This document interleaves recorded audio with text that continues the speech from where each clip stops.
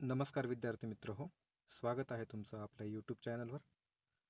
आज आपण भारतीय उपखंड आणि इतिहास या धड्यावरचे स्वाध्याय पाहणार आहोत. यापूर्वीच्या व्हिडिओमध्ये आपण भारतीय उपखंड आणि इतिहास हा पूर्ण धडा सविस्तररित्या पाहिलेला आहे. जर तुम्ही ते पाहिले नसेल तर मी त्याची लिंक डिस्क्रिप्शनमध्ये टाकतोय, तुम्ही तिथे जाऊन पाहून घ्या. आज आपण पाहू स्वाध्याय इयत्ता 6वी भारतीय उपखंड आणि इतिहास याचे स्वाध्याय. तर त्यामधील पहिला प्रश्न आहे, खालील प्रश्नांची एका वाक्यात उत्तरे द्या. इतिहास म्हणजे काय? इतिहास म्हणजे काय? इतिहास म्हणजे अशी कोणतीही गोष्ट जी होऊन गेलेली आहे त्या गोष्टीची सुसंगत मांडणी करणे. बरोबर, म्हणजे इतिहास म्हणजे मानवी संस्कृतीच्या प्रवासात घडलेल्या सर्व प्रकारच्या भूतकालीन घटनांची सुसंगत मांडणी, त्याला म्हणतात इतिहास. पुढचा प्रश्न आहे, मानवी समाज दीर्घकाळ वस्ती कोठे करतो? आता ज्या जागी जगण्याची साधने चांगल्या प्रमाणात आहेत त्याच जागी मानवी समाज वस्ती करतो. बरोबर, जिथे मुबलकता असेल तेथेच त्यांना राहायला सोपं पडेल. पुढचा प्रश्न आहे, डोंगराळ प्रदेशात राहणाऱ्या लोकांना अन्नासाठी प्रामुख्याने कशावर अवलंबून राहावे लागते? धडा पाहताना आपण पाहिलं होतं की कशा प्रकारे डोंगराळ प्रदेशात राहणाऱ्या लोकांचे जीवन हे मैदानी प्रदेशात राहणाऱ्या लोकांपेक्षा जास्त कष्टाचे असते. जमिनीची सुपीकता कमी असल्यामुळे त्यांना अन्नधान्य उगवता येत नाही. त्यासाठी त्यांना अन्नासाठी शिकारीवर, जंगलातील प्राणी किंवा जंगलातून गोळा केलेल्या पदार्थांवर अवलंबून राहावे लागते, कारण तिथली सुपीकता खूप कमी आहे. पुढचा प्रश्न आहे, भारतातील सर्वाधिक प्राचीन नागरी संस्कृती कोणती? भारतातील सर्वाधिक प्राचीन नागरी संस्कृती हडप्पा संस्कृती आहे, ज्याचा आपण इयत्ता 6वी मध्ये पुढे आढावा घेणार आहोत. दुसरा प्रश्न आहे, खालील प्रश्नांची थोडक्यात उत्तरे लिहा. मानवी समाज जीवन कोणत्या गोष्टींवर अवलंबून असते? मानवी समाज जीवन हे काय भौगोलिक वैशिष्ट्ये त्यासोबतच भौगोलिक परिस्थिती या दोघांवर पण अवलंबून असतं. तर आहार, वेशभूषा, घरबांधणी, व्यवसाय इत्यादी गोष्टी मोठ्या प्रमाणात आपण राहतो त्या परिसराच्या भौगोलिक वैशिष्ट्यावर अवलंबून आहेत. राईट, जसं आपलं आजूबाजूचं भौगोलिक वैशिष्ट्य आहे त्यानुसार आपला आहार असतो, त्यानुसार आपण घरबांधणी करतो, त्याच प्रकारचे व्यवसाय आपण करतो. म्हणून भौगोलिक वैशिष्ट्य यांवरती प्रामुख्याने मानवी समाज जीवन अवलंबून असतं. पुढचा प्रश्न आहे, आपण राहतो त्या प्रदेशातील कोणत्या गोष्टी आपल्या जगण्याची साधने आहेत? आपण राहतो त्या प्रदेशातील जगण्याची साधने खालीलप्रमाणे आहेत. जसं हवामान आहे, पर्जन्यमान, शेतीतून मिळणारे पीक, वनस्पती आणि प्राणी ही काही जगण्याची साधने आहेत, ते आपल्यासाठी खूप महत्त्वाचे आहेत. पुढचा प्रश्न आहे, भारतीय उपखंड असे कोणत्या प्रदेशाला म्हणतात? भारत, अफगाणिस्तान, पाकिस्तान, नेपाळ, भूटान, बांगलादेश आणि श्रीलंका यापासून तयार होणारा भाग हा दक्षिण आशिया म्हणून ओळखला जातो.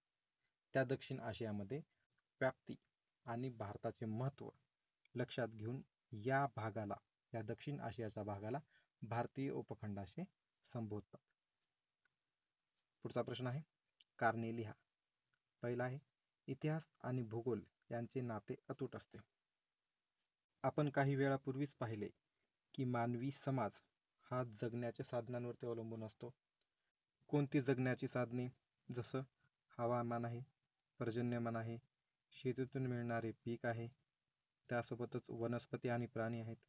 ही जी जगण्याची साधने आहेत त्यावरती आपला मानवी समाज जीवन अवलंबून असतो. बरोबर, त्याच्या आधाराने त्या प्रदेशातील जीवन पद्धती आणि संस्कृती विकसित होत असते. ज्या प्रकारे आपला परिसर असतो त्या प्रकारेच आपल्या मानवी तंत्रज्ञानातील बदल घडत जातात. म्हणूनच त्याच प्रदेशातील जीवन पद्धती आणि संस्कृती ही अवलंबून असते कशावरती? आजूबाजूच्या परिसरातील असलेल्या जगण्याच्या साधनांवरती. तर जगण्याची साधनांची मुबलकता जिथे जास्त असेल, जिथे असेल तिथे मानवी समाज दीर्घकाळ वस्ती करतो. कालांतराने त्या वस्त्या नगरात रूपांतर होते. आणि ज्या ठिकाणी जगण्याच्या साधनांची कमतरता भासत असेल काही कारणांमुळे, ज्यामध्ये आहे पर्यावरणाचा ऱ्हास, दुष्काळ, आक्रमणे, अशी काही इतर अनेक कारणे आहेत, त्या अनेक कारणांमुळे जर जगण्याच्या साधनांची कमतरता भासली तर त्या ठिकाणापासून लोकांना गाव सोडून जाणे भाग पडते. ग्राम, वसाहती, नगरे उजाड होतात, वस्ती तेथून निघून जाते अशा अनेक गोष्टी इतिहासात घडलेल्या आहेत. ह्या ज्या प्राचीन संस्कृती होत्या त्यांना स्थलांतर करावं लागलं. कशामुळं करावं लागलं? ते स्थलांतर करावं लागलं कारण त्यांच्या परिसरात बदल झाला, भौगोलिक परिस्थितीमध्ये बदल झाला, जगण्याची साधने कमी पडायला लागली. त्यामुळे भूगोल आणि इतिहास यांचं नातं खूप अतूट आहे हे समजून येतं. थोडक्यात सांगायला गेलं तर इतिहास आणि भूगोल यांचे नाते अतूट असते, कारण इतिहासामध्ये अन्य अन्य संस्कृतीला लागणाऱ्या ज्या गोष्टी होत्या, ज्या जगण्याची साधने होती, ती जगण्याची साधने आपल्याला भेटतात भौगोलिक परिस्थितीवरून, कोणत्याही स्थळावरून. त्यामुळे इतिहास आणि भूगोल यांचं नातं खूप अतूट आहे. पुढचा प्रश्न, लोकांना गाव सोडून जाणे का भाग पडते? याचं कारण काय आहे? आताच आपण पाहिले की जगण्याची साधने ज्या ठिकाणी चांगल्या प्रमाणात असतील, ज्या ठिकाणी त्याची मुबलकता असेल, त्या ठिकाणी समाज दीर्घकाळ वस्ती करतो. हो, जे पाहिजे त्यांना जगण्याची साधने जी आहेत ते सगळी जगण्याची साधने त्यांना भेटत आहेत ना, मग ते कशाला ते गाव सोडून जातील? ते दीर्घकाळ त्या ठिकाणी वस्ती करतील. कालांतराने ते डेव्हलप होत जाईल. त्या गावाचं ग्राम होईल, वसाहती, वस्तीपासून नंतर नगरे बनतील, अशा गोष्टी डेव्हलप होत जातील.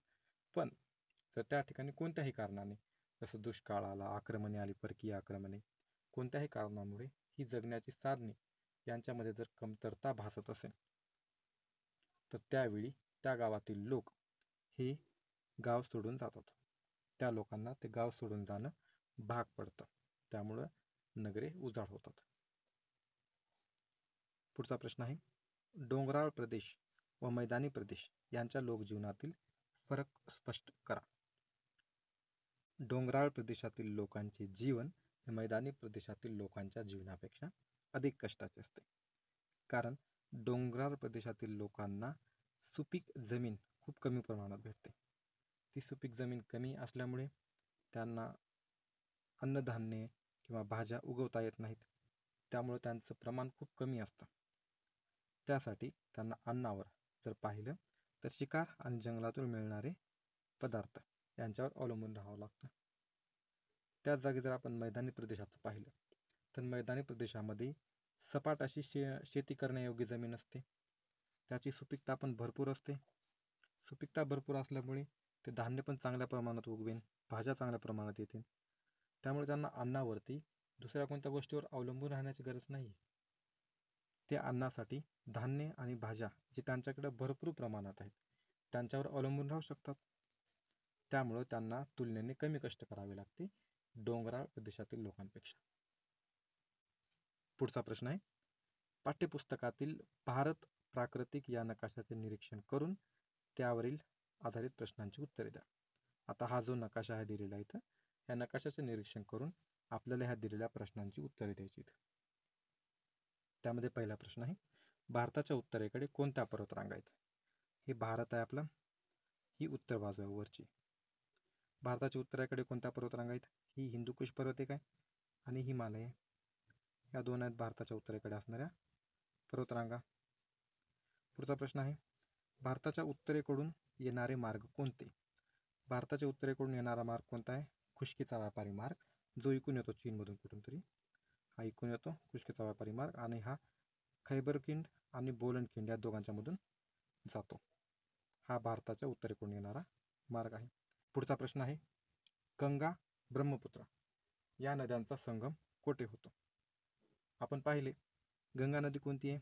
गंगा नदी इथून बघा अशी अशी जाते, ही आहे गंगा नदी, इकडे भेटते. ब्रह्मपुत्रा नदी कुठे आहे? ही वरून येते, पूर्ण अरुणाचल प्रदेशमधून फिरून पूर्ण बांगलादेशमध्ये येते. तर गंगा आणि ब्रह्मपुत्रा या दोन नद्यांचा संगम होतो बांगलादेशमध्ये. पुढचा प्रश्न आहे, भारताच्या पूर्वेस कोणती बेटे आहेत? हा भारत आहे, ही भारताची पूर्व दिशा आहे, ही भारताची पश्चिम दिशा आहे. तर भारताच्या पूर्वेस कोणते बेट आहेत? अंदमान आणि निकोबार बेटे. थरचे वाळवंट भारताच्या कोणत्या दिशेला आहे? ही पश्चिम सांगितले आपण. त्याच प्रकारे जर बघितलं तर हे थरचं वाळवंट आहे, हे भारताच्या पश्चिमेला आहे. अशा प्रकारे आपण भारतीय उपखंड आणि इतिहास याचा स्वाध्याय पण पूर्ण केलेला आहे. मागील काही व्हिडिओमध्ये आपण भारतीय उपखंड आणि इतिहास हा पूर्ण धडा सविस्तररित्या पाहिलेला आहे. हे सगळे व्हिडिओ तुम्हाला पाहण्यासाठी मी डिस्क्रिप्शनमध्ये एक प्लेलिस्टची लिंक देईन. त्यावर तुम्ही जाऊन सर्व व्हिडिओ एका ठिकाणी पाहू शकता. चला तर मग भेटू आपण पुढच्या व्हिडिओमध्ये, ज्यामध्ये आपण इतिहासाची साधने, ज्यात भौतिक साधने आहेत, काही मौखिक साधने आहेत आणि काही लिखित साधने आहेत, यांचा संपूर्ण एकदम सुटसुटीतपणे आढावा घेऊ. तर भेटूया पुढच्या व्हिडिओमध्ये. धन्यवाद.